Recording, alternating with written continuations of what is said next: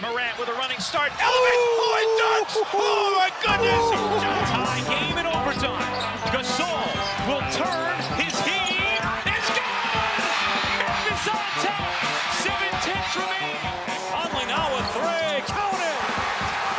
A 15-point lead for Memphis. And Blake Griffin gets into it on the floor with Randolph. Hard to tell if there are any punches being thrown under there, but Griffin took acceptance. Adams going long. Morant! He hit it! John Morant, insanity! You gotta be kidding me. Welcome to Grits and Grinds, a Memphis Grizzlies podcast. Grizzlies win 6 in a row edition. My name is Keith Parrish. The Grizzlies have matched a season high with 6 straight wins. They went 4-0 on the homestand. They are now 19-5 at home. They beat the Utah Jazz and the New Orleans Pelicans over the weekend. On today's episode, I'm going to talk about those 2 victories. Before we get there, just a reminder, if you want to support my program, do that at patreon.com/fastbreakbreakfast. If you join me over there, you can join my listener Slack channel. We have a dedicated Grizzlies Slack channel. You can get in there and talk about the Grizzlies around the clock with me and other Grizzlies fans. You also, if you join my Patreon, get exclusive bonus content. So if you want to support the show, do that, patreon.com/fastbreakbreakfast. All right, the Grizzlies keep blowing teams out. It is delightful. Sure, a lot of these teams are not very good, but I don't care. As someone who watches the NBA, for 9 months out of the calendar, anytime the Grizzlies are blowing somebody out, I'm having a great time. And the Grizzlies did, in fact, take care of business. There was no letdown whatsoever in these home games, this back-to-back on Friday and Saturday against the Pelicans and the Jazz. Now, against the Pelicans on Friday night, they did fall behind at halftime. They faced a double-digit second-half deficit, although that was very early in the second half. We had Yves Missy with a dunk of the season nominee, totally getting Zach Edey on a spectacular play. It was an and one.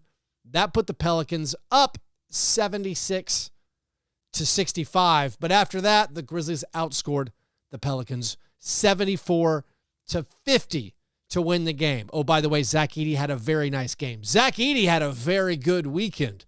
Against the Pelicans, he had a double-double, his first double-double in quite a while. He had 13 points, 11 rebounds, and 2 blocks. But the Grizzlies put it together in the second half. The offense was overwhelming. This was a game, by the way, that Ja Morant did not play. Ja Morant was sick, so did not play the first half of the back-to-back. He played against the Jazz, only played 26 minutes. Could he have played more if needed? Probably. But luckily he was not needed. But in the second half, actually, the Grizzlies, yes, they outscored the Pelicans by a lot. They turned a halftime deficit into a comfortable 13-point victory.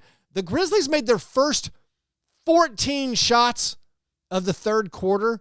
They set a season high for assists in a quarter in that third quarter against the Pelicans. They scored 43 points in that quarter. For the game, they had 38 assists. Desmond Bane doing some point des with no Ja Morant.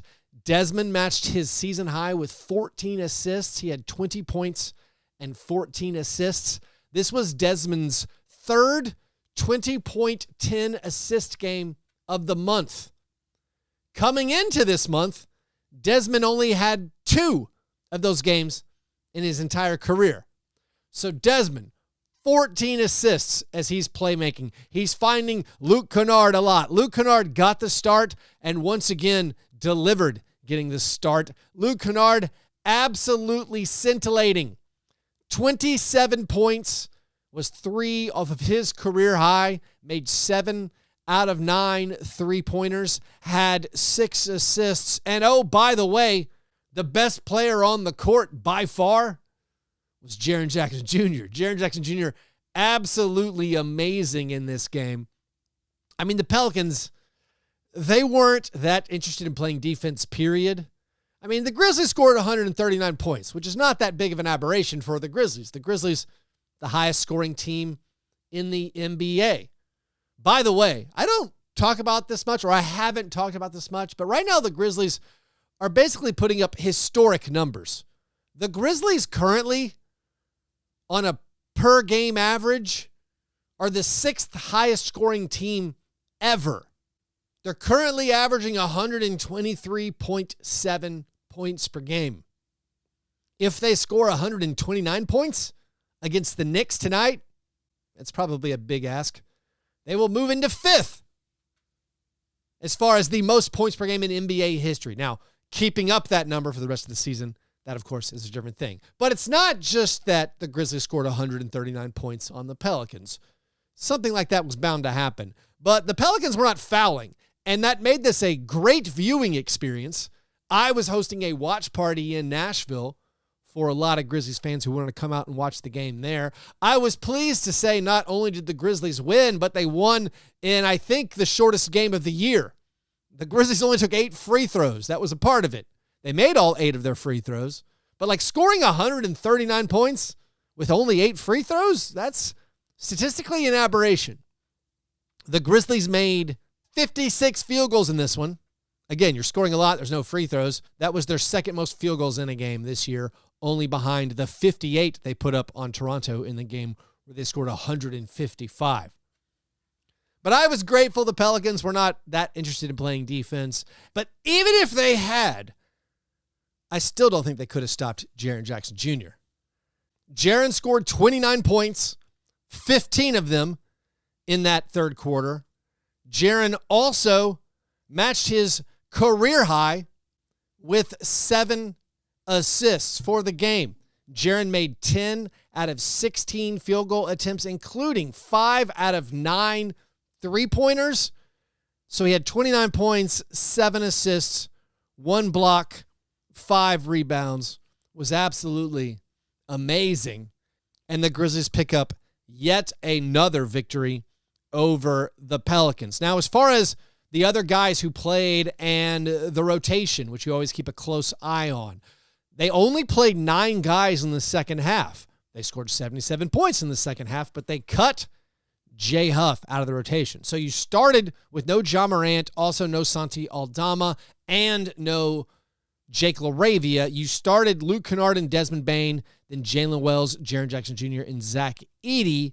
The 5-man bench unit in the first half, Scottie Pippen Jr., G.G. Jackson, John Conchar, Brandon Clark, and Jay Huff. Then in the second half, again, no Jay Huff. By the way, Brandon Clark in this game was massive. 14 points, 9 rebounds, including 7 on the offensive glass. He had 2 steals, made 7 out of 10 shots. Scottie Pippen Jr., 13 points, 3 assists, 3 rebounds, 2 steals. G.G. Jackson scored 10 points. It took him 12 shots to get there, but he was also active on the glass, getting 7 rebounds. Now, moving on to the Jazz game.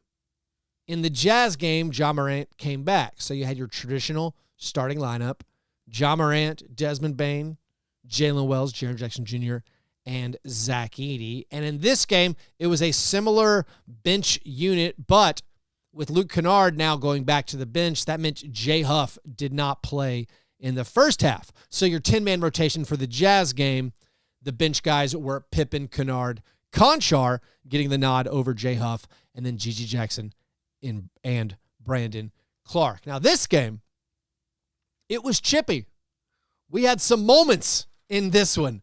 There were double techs early in the second quarter. I mean, the first quarter, kind of what you expected. The Grizzlies scored a ton of points. They did not get that many stops, but, you feel like this is what we do. We run bad teams out of the gym. And they eventually did run this bad team out of the gym. I believe the Grizzlies are now 18-3 against teams that are under 500. I love it. I mean, yes, statistically, based on opponent record, the Grizzlies' remaining schedule is the toughest in the league. We can worry about that starting tonight, I guess, against the Knicks. But you're playing bad teams. You're blowing out bad teams. I'd like to repeat, I love it. But this game was chippy. So there was a play where Keontae George got called for a travel. Scottie Pippen Jr. tries to grab the ball and take it away from Keontae George. Now, is Keontae George in the wrong here? No, not really. Scottie Pippen Jr., a little bit of an instigator. Something he does. But then eventually, Keontae George, who's frustrated and not wanting to give the ball up to Scottie Pippen Jr., I guess does cross the line by not relinquishing the ball. But there's a little bit of shoving. Ja Morant gets involved. This is all no big deal. But the thing that Taylor Jenkins apparently got so upset about, if you watch the game, Taylor Jenkins just gets really furious after this little, I don't even want to call it a scuffle, but this little incident. He seemed really angry that Drew Eubanks inserted himself in this situation, kind of pushed Ja Morant's shoulder. Anyways, the officials review the whole thing. They're like, whatever, double techs on George and Morant, and that felt fine. But the situation was not over. It was just brewing. So coming out of this stoppage to review that play, the Grizzlies, right out of the timeout, or right out of the stoppage, run a play to give Ja Morant a dunk. All Ja Morant dunks this season, a little bit notable because he's pledged not to dunk. Sometimes he still has to. Sometimes, he feels that's the only way to get the shot in over the shot blocker. Sometimes after the whistle, you just want to posterize Victor Wembanyama. But on this play, after teams got a little heated, Ja Morant comes out and dunks on him. Also looks a little bit at Drew Eubanks. Right after this, off a missed shot where Edey gives a little bump on a rebound to Drew Eubanks. Coming down the court, Drew Eubanks slams into Edey. He speeds up, slams into Edey. Now everybody's really mad. To me, it looked like Luke Kennard stepped on the court. He was on the bench, slightly takes one step onto the court. So far, as of 10 a.m. Monday, January 27th, the NBA hasn't said anything. So hopefully he's cool. But the officials now review this, determine it's a flagrant 2. Drew Eubanks is ejected. It was impressive, I think, as Grizzlies fans and or Zach Edey fans, it was impressive how much Edey stood up to the blow and did not lose an inch of ground and then began walking at Drew Eubanks, who backed up. That part shows kind of what of a mountain of a man Zach Edey is. But anyways, it becomes a flagrant 2. Drew Eubanks is thrown out. Brevin Knight on the Grizzlies broadcast is like, that's not really a flagrant 2. What are we doing here? I understand kind of both ways of assessing this play. Of course, I never played basketball at any important level.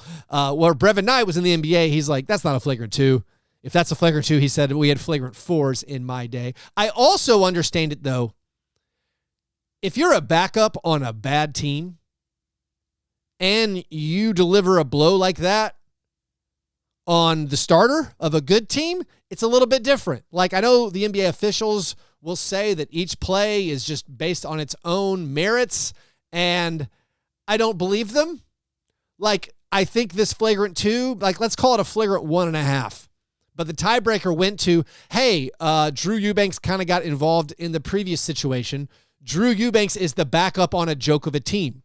The Jazz are not trying to compete. If the Jazz's record was like 30-15, I don't think Drew Eubanks gets thrown out. But if you're on a tanking team and you deliver a blow like that to a team that's, top 4 in its conference, I think that weighs in. And because of it, Drew Eubanks gets ejected. From there, they start building up a little bit of a cushion. By the way, Jaren Jackson Jr., who was not involved in any of these incidents, Jaren scored 20 points in the first half. Much like the Pelicans couldn't guard him, the Jazz could not guard him. The Jazz also just like not even trying to send help, just letting guys go one-on-one against him. I honestly felt bad. I felt bad for Lauri Markkanen at times. But like Jaren finishes the half with his impressive move for a buzzer beater. And at halftime, it was 65-57. Not the best half, but still, it'll do. But then in the third quarter, for the second straight game, the Grizzlies were unstoppable. The starters outscored the Jazz by 10 points to start the third quarter. Then when G.G. Jackson subbed in, G.G. Jackson had a really big third quarter. He made a couple of really nice plays to key a 10-0 run. He hit a step-back three-pointer, and then he got a steal that caused a fast break that was finished off with an alley-oop from Desmond Bane back to G.G. Jackson. That made it a 23-point game. The Grizzlies went on to outscore the Jazz 36-17 in the third quarter, and that was the game. Now, Edey, after standing up to Drew Eubanks, had a marvelous basketball game. 19 points, 7 rebounds, plus had 4 blocks and 2 steals.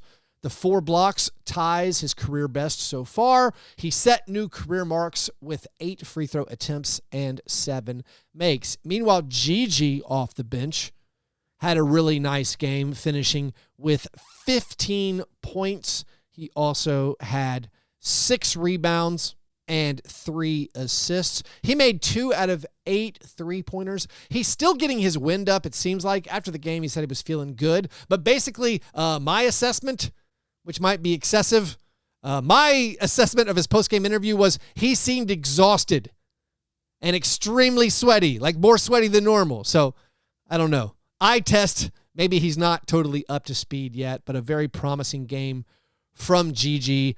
In the last 2 games, he scored double digits in both of them. Oh, by the way, Jaren finishes with 28 points on 14 field goal attempts. Desmond Bane did have his streak of scoring 20 or more snapped, but oh well, ho-hum, 17 points, 9 rebounds, 6 assists for Desmond, all while making 7 out of his 11 field goal attempts. Meanwhile, Ja, returning from illness, only had 11 points, 7 assists, did have 4 turnovers. Perhaps he was still taking it easy after being sick over the weekend. The final starter, Jalen Wells, a really good game for Jalen. He had 16 points and 4 rebounds. Only took him 8 field goal attempts to get those 16 points. Also, he played some good defense on Lauri Markkanen. Lauri, the latest player to be the focus of Jalen Wells' ball denial defense. Now,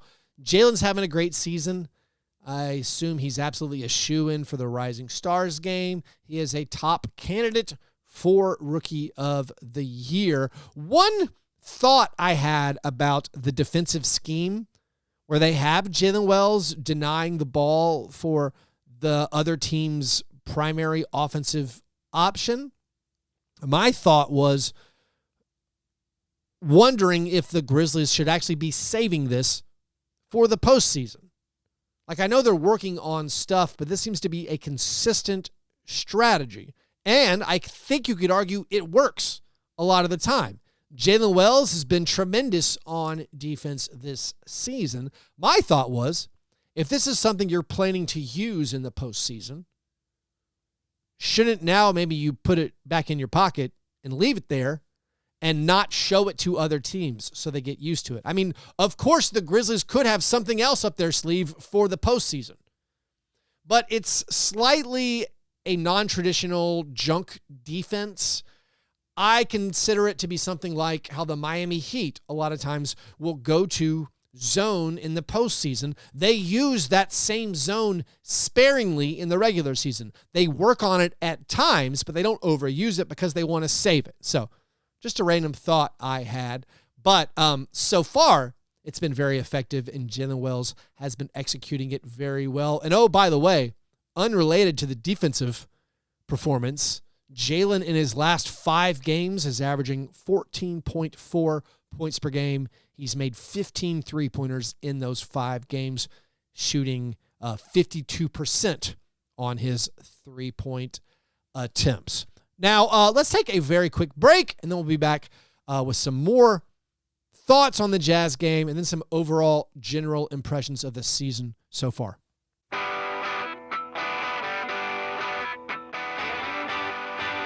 All right, so Luke Kennard struggled against the Jazz after having the unreal 27-point performance, after putting together 11 straight really good games that I like to highlight happened after he was not traded For Dorian Finney-Smith, Luke only made 1 3-pointer, scored 4 points, took him 7 field goal attempts to get there. Brandon Clark had 6 points, 5 rebounds, and 2 assists, played 18 minutes. Scottie Pippen Jr., 6 points, 4 assists, 5 rebounds. Conchar only had 3 points, but got 4 rebounds, 1 steal, and 1 block. Jay Huff did not score in the 3 minutes he played, essentially in garbage time. And again, this win over the Jazz was the Grizzlies' 6th straight win. The team is now 31-15 in a virtual tie for second place in the West with the Rockets. You play the Rockets on Thursday, by the way. A home game, a late tip-off at 8:30 p.m. Central. Right now, the Grizzlies are 4th in net rating. The team is 5th in offensive rating and 5th in defensive rating, according to Cleaning the Glass. Now, there are some notable stats that I think really illustrate how well the season has gone, and a few of them are a little bit mind-blowing. One of them is in regards to the starting lineup. Now, against the Jazz, Ja Morant returned, and you had your traditional starting lineup. Ja Morant, Desmond Bane, Jalen Wells, Jaren Jackson Jr., and Zach Edey. Obviously, of that 5-man unit, 2 of them are rookies. Coming into the year, if you had told me the Grizzlies would be dominating with 2 rookies starting, frankly, I would have been very surprised. Some of my skepticism for the Grizzlies was concern about the addition of 2 rookies and needing them to be the reason your team improves. Well, guess what? They're 2 of the biggest reasons why the Grizzlies have improved. Also, I had big concerns about the team's shooting. The presumed starting lineup was going to have Marcus Smart instead of Jalen Wells, and I was still concerned about the team's overall shooting, specifically 3-point shooting. Now, what blows me away is the lineup data for that specific 5-man starting lineup. More on that in just a second. Also, the team's 3-point shooting is good. Also, the team's effective field goal percentage is good. All of these things, frankly, blow my mind. The net rating for the starting lineup, when Ja and Dez and Jalen, Jaren and Zach Edey are on the court together, they've only played 200-something possessions together, which is a small sample size.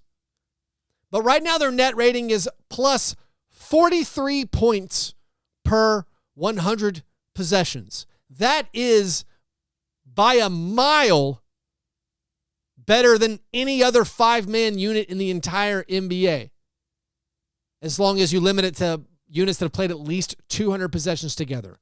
The next closest 5-man unit with a minimum of 200 possessions is the Dallas Mavericks closing lineup they normally use. Luka Doncic, Kyrie Irving, Klay Thompson, PJ Washington, and Derek Lively. They're plus 25.6 points per 100 possessions.